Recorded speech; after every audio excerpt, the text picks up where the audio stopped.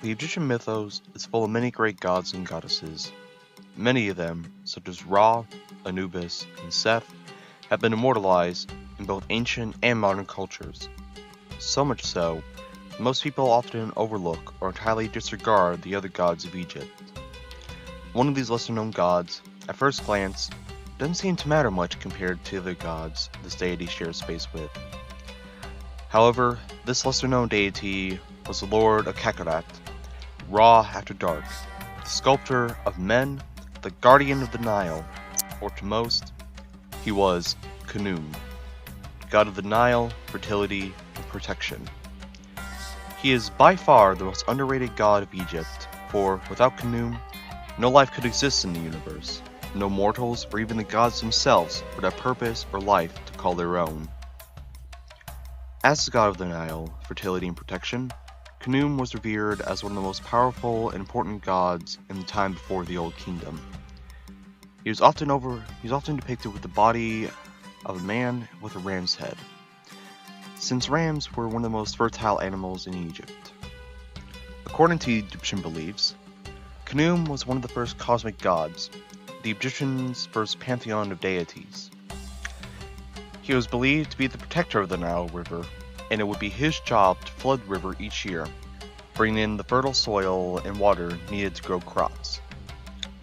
When the river flooded, the sediment would turn black with rich soil, and it was this mixture of sand and soil the Egyptians believed all humans and even the gods were made from, and that it was Khnum's job to sculpt the men from clay.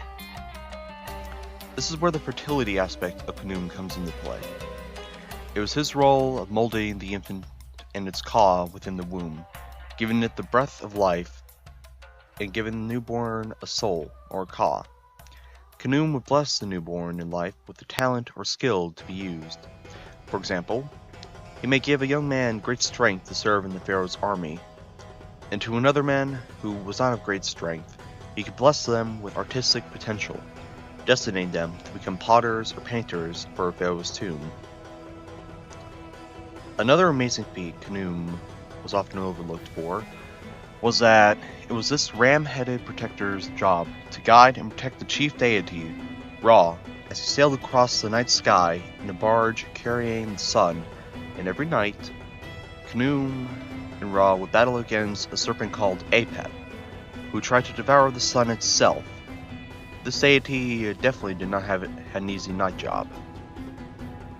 Eventually, Khnum would marry the goddess of the Nile Delta, Seth, and together they had two children, Anuket and Hika. After his children came of age, the job of replenishing and flooding the Nile fell to Khnum's daughter, Anuket, and his son, Hika, would assist his father in molding and giving men their cause. But even after giving his children a significant portion of his responsibilities, Khnum was still a key figure in both the world of the men and gods, and you would think that having such a high responsibility and honor, he would have been revered as a great being until the end of the Egyptian Empire. But sadly, during the Middle Kingdom, many people had tossed aside this deity in favor of the more intimidating-looking Sebek, who took over Khnum's role as the god of the Nile and fertility.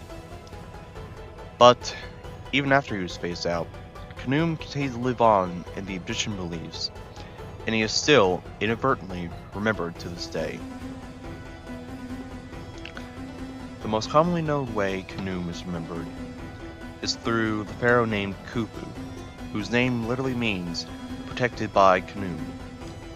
And it was under the guarding eyes of this ram god that Khufu became the credited creator of the Great Pyramid of Giza, the largest and only remaining ancient wonder of the world.